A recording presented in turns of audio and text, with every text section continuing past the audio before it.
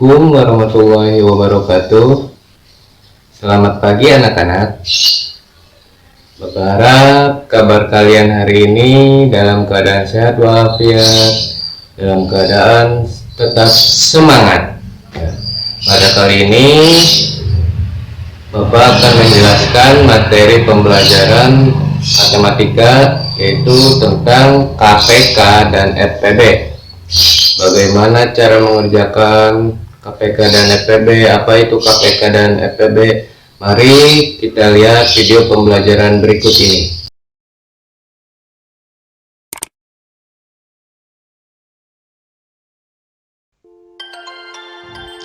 Pertama, kita harus membedakan antara FPB dan KPK. Mungkin di kelas 4 kalian pernah diajarkan oleh gurunya bahwa FPB itu singkatan dari faktor persekutuan terbesar.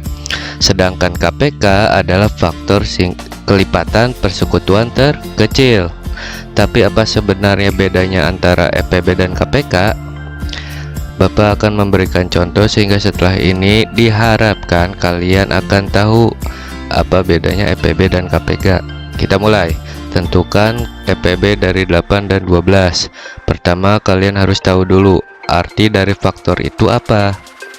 Nah, misalkan faktor dari 8 berarti kalian harus mencari semua angka yang bisa ngebagi 8 tapi tidak menghasilkan koma. Contoh pertama, Bapak akan ambil 1. Apakah 1 faktor dari 8? Kita cek 8 bisa dibagi 1 nggak? Bisa kan? Nggak koma kan hasilnya, berarti 1 adalah faktor dari 8. Selanjutnya 2. 8 dibagi 2 bisa nggak? Bisa kan? 8 dibagi 2 4 berarti bukan bilangan per koma, jadi 2 adalah faktornya. 3. 8 dibagi 3 bisa nggak? Nggak bisa, berarti 3 bukan faktor dari 8. Selanjutnya 4. 8 dibagi 4 bisa kan? Bisa, berarti 4 faktornya. Kita coba 5 pasti nggak bisa, 6 nggak bisa juga, 7 nggak bisa juga, dan terakhir 8. Dan 8 dibagi 8 bisa dong. Oke, karena udah 8, udah sampai ke angka itu sendiri, kita stop. Selanjutnya faktor dari 12, 1 udah pasti, 2, 12 bagi 2 bisa kan? 12 bagi 3 bisa, berarti 3 adalah faktor dari 12 juga. Selanjutnya 4, 12 bagi 4 bisa? Bisa. Next, 5 nggak bisa. 12 bagi 6 bisa kan? Bisa, berarti 6 faktornya. 7 pasti enggak, 8 nggak bisa, 9 nggak bisa, 10 nggak bisa juga, 11 nggak bisa juga, dan terakhir ya bilangan itu sendiri, 12 bagi 12 pasti bisa, berarti 12 juga faktornya. Selanjutnya faktor persekutuan FP. Nah, persekutuan itu artinya faktor-faktor yang di angka 8 ada, di angka 12 juga ada. Kita cek, di angka 8 ada 1, di angka 12 juga ada 1, kita tanda ini. Selanjutnya 2 di 8 ada, di 12 ada juga kan, berarti kita lingkarin juga. Ini persekutuan juga. Selanjutnya lingkarin semuanya yang sama di angka 8 sampai 12. Selebihnya nggak ada lagi kan. Setelah 4 itu faktor persekutuannya. Selanjutnya B, FPB, faktor persekutuan terbesar.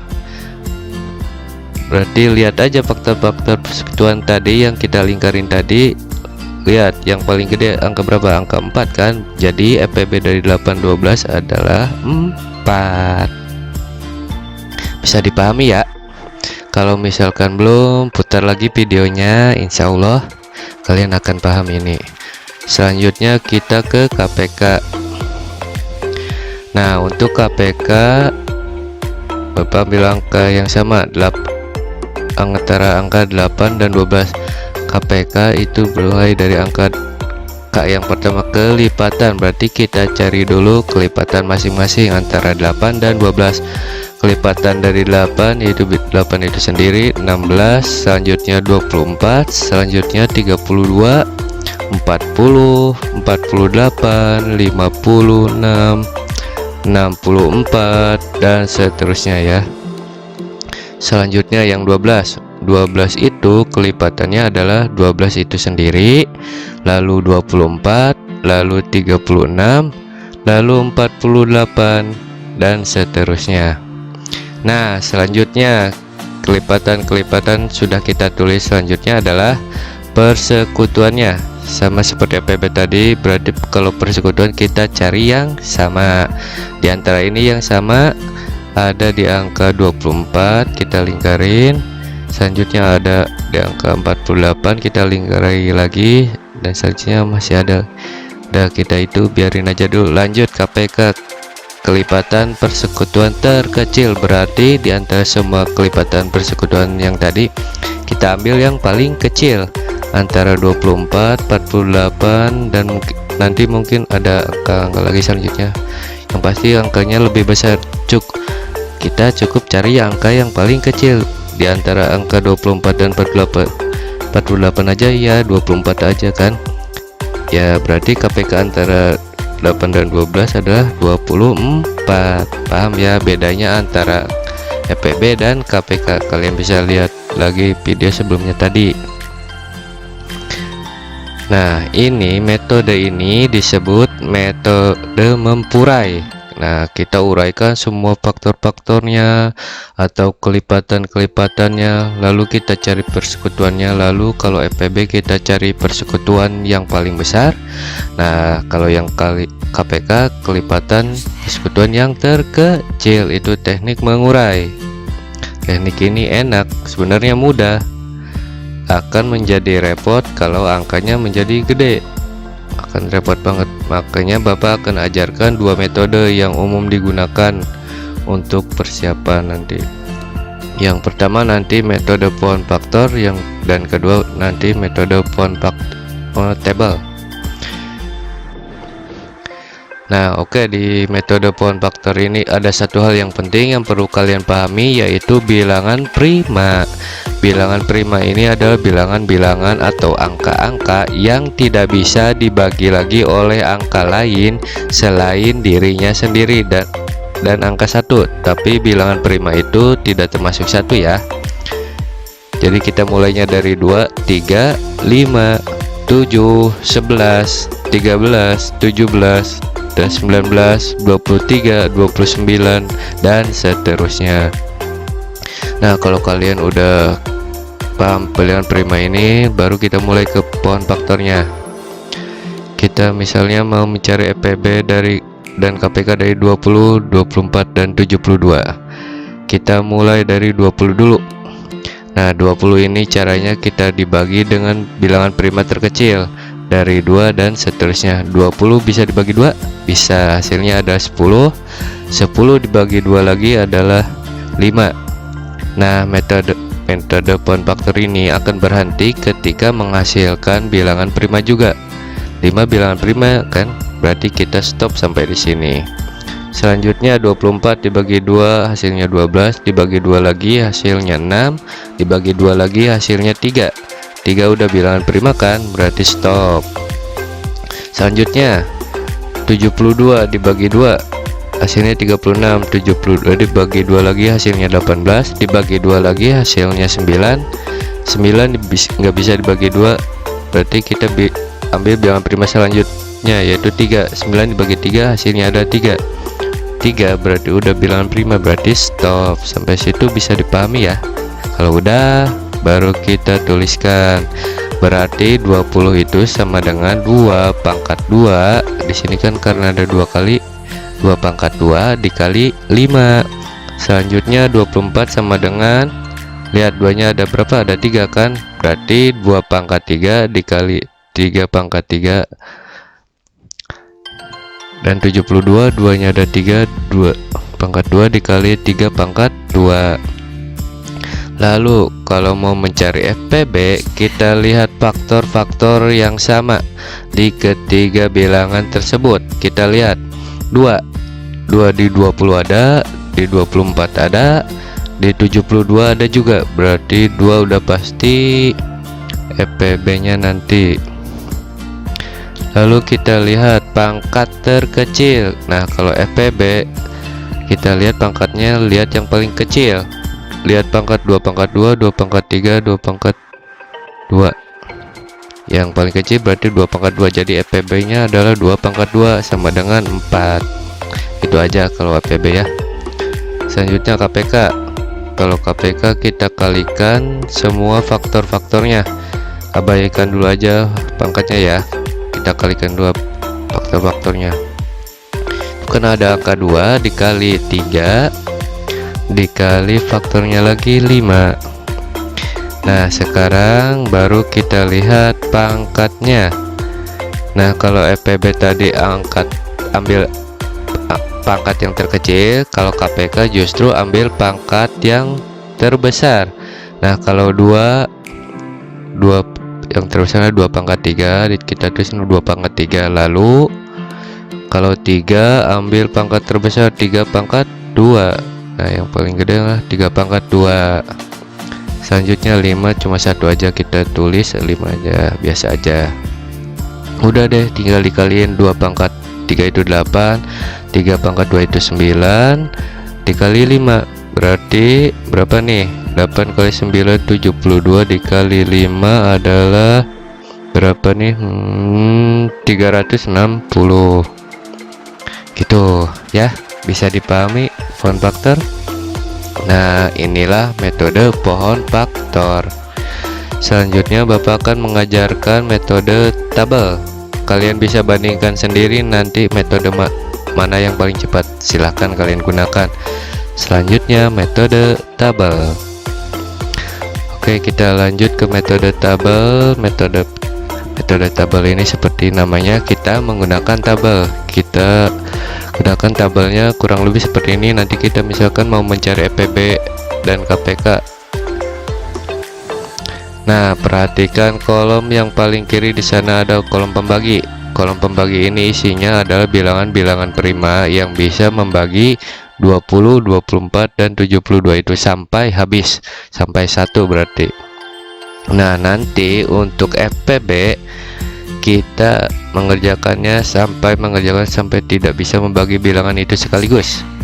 Kalau KPK sampai semua bilangan menjadi 1. Oke, itu kata kuncinya. Kita mulai. Pembagi pertama, bilangan prima paling kecil 2. 20 bagi 2 10, 24 bagi 2 12, 72 dibagi 2 36. Lanjut lagi, 10 12 36 bisa dibagi 2, masih bisa ya. 10 bagi 2 5, 12 bagi 2 6, 36 dibagi 2 18. Selanjutnya bilangan prima mana yang bisa ngebagi 5, 6, dan 18 sekaligus? 2 nggak bisa, 3 nggak bisa, 5 nggak bisa. Nah, salah satunya udah kelewatan, 7 misalnya. 5 berarti udah bisa. Kalau salah satunya udah kelewatin, berarti untuk FPB kita stop. Ingat, FPB tadi kan sampai tidak bisa membagi bilangan. Oke, kita stop. Nah, untuk FPB kalian kali ini saja semua pembaginya tadi. Pembaginya tadi ada 2 yang pertama sampai 2 yang kedua. Ya udah, itu kali aja. 2 dikali 2 sama dengan 4. Selesai dah. Itu FPB nya. Gampang kan? Nah, FPB selesai, lanjut ke KPK. Kita kan udah stop sampai 2 nih, 5, 6, 18. Kalau KPK kita lanjutkan lagi yang FPB ini. Tapi nggak perlu harus semuanya bisa ngebagi. Contoh, tadi sampai 2, 5 nggak bisa, 6 bisa kan? Nah, kita lanjutin lagi. Kalau nggak bisa, kita tulis tetap 5, 6 bagi 2 bisa ya. 18 bagi 2 9. Lanjut, bagi 2 lagi masih bisa nggak ada yang bisa kan? Bagi 5 nggak bisa, 3 nggak bisa, 9 nggak bisa, berarti bilangan prima selanjutnya adalah 3. 5 bisa dibagi 3, nggak bisa, itu tetap tulis 5. 3 bagi 3 bisa ya, 1. 9 bagi 3 bisa 3. Lanjut lagi, bagi berapa lagi? Masih bagi 3. 5 bagi 3 nggak bisa, 1 bagi 3 nggak bisa, 3 bagi 3 nggak 1. Oke, lanjut, bagi 3 udah nggak bisa semua. Bagi 5, 5 bagi 5 1 ya. 1 bagi 5 nggak bisa, 1 bagi 5 lagi 1. Ini kan ini semuanya udah 1 nih, sesuai dengan yang kita tulis tadi bahwa KPK sampai semua bilangan menjadi 1. Kalau udah 1 semua, kita tinggal kaliin semua angka yang ada di kolom pembagi ini, mulai dari angka pertama sampai angka terakhir. Berarti 2 kali 2 kali 2 kali 3 kali 3 kali 5. Nah, kalau kalian kalikan semuanya, ini pasti menghasilkan 360. Itu samakan hasilnya sama kayak metode poin faktor tadi. Nah, kalian bisa pilih mana yang lebih cepat menggunakan metode poin faktor atau metode tabel ini. Semoga bisa dipahami ya. Setelah ini kita akan membahas bagaimana menjawab soal cerita tentang FPB dan KPK. Oke, yang terakhir adalah soal cerita tentang FPB dan KPK. Tadi kita belajar metode-metodenya, sekarang kita bagaimana membedakan suatu soal cerita itu FPB atau KPK. Di sini Bapak mempunyai 2 contoh soal. Yang pertama ujian sekolah tahun 2015, yang kedua ujian USBN tahun 2018. Nah, di antara kedua soal ini pertanyaannya adalah mana yang FPB, mana yang KPK. Coba ada yang tahu? Nah, di sini Bapak akan memberikan kata kunci yang menunjukkan suatu soal itu FPB atau KPK. Pertama FPB dulu. Kalau di soalnya ada kata paling banyak, sebanyak-banyaknya, sama banyak, jumlah yang sama, jenis yang sama, atau sama rata, berarti itu soal FPB. Kalau kata yang muncul setiap titik-titik sekali, atau bersama-sama, atau bersamaan, atau bersama lagi, berarti dia pasti lagi ngomongin soal KPK. Nah, kita lihat soal yang pertama tadi. Di soal pertama ini Bapak bacaan Bu Darsi membeli 250 kue bolu, 450 kue lapis, dan 500 kue donat. Kue-kue itu akan dimasukkan ke dalam kotak dengan jumlah masing-masing jenis sama banyak. Berapa kotak terbanyak yang diperlukan Bu Darsi untuk menyimpan kue tersebut? Kita lihat di soal ini ada kata sama banyak, ya kan? Nah, kalau sama banyak ini berarti udah soal FPB karena ada kata kuncinya sama banyak. Nah, kalau kita udah tahu soal FPB, kita tinggal pilih, terserah kalian juga mau pakai metode poin faktor atau metode tabel. Nah, kalau kalian sudah mengerjakan FPB-nya, seharusnya FPB yang didapat adalah 10. Jadi, banyaknya kotak yang diperlukan adalah 10 buah. Gampang kan? Oke, sekarang kita berpindah ke soal yang kedua. Andi berenang setiap 4 hari sekali, Budi berenang setiap 5 kali hari sekali, dan Tono berenang setiap 6 kali sehari. Jika kita berenang, tanggal berapakah mereka akan berenang bersama lagi? Nah, di sini ada kata bersama lagi. Berarti dia udah pasti soal KPK. Lihat lagi tadi soal kata-kata kuncinya, kita udah tahu bahwa soal ini KPK. Lagi-lagi terserah kalian mau pakai metode poin faktor atau metode tabel. Kalau kalian sudah mengerjakannya, KPK-nya adalah 60. Berarti mereka akan berenang bersama lagi 60 hari setelah tanggal 2 Februari 2018 tadi. Nah, mengingat Februari 2018 sampai tanggal 28 saja, berarti mereka akan berenang lagi bersama lagi pada tanggal 3 April 2018. Oke, itu semuanya tentang konsep FPB dan KPK, mulai dari membedakan mana yang FPB, mana KPK, sampai ke soal cerita udah Bapak sampaikan. Semoga penjelasan ini bisa kalian pahami. Bagi kalian yang masih ragu atau masih belum mengerti dan belum paham betul, bisa diulangi lagi videonya dari awal tadi pelan-pelan. Nah, Bapak pesankan lagi untuk kalian, silahkan latihan lagi di rumah. Makin banyak latihan, makin banyak soal yang dikerjakan, maka akan makin mudah untuk dipahami.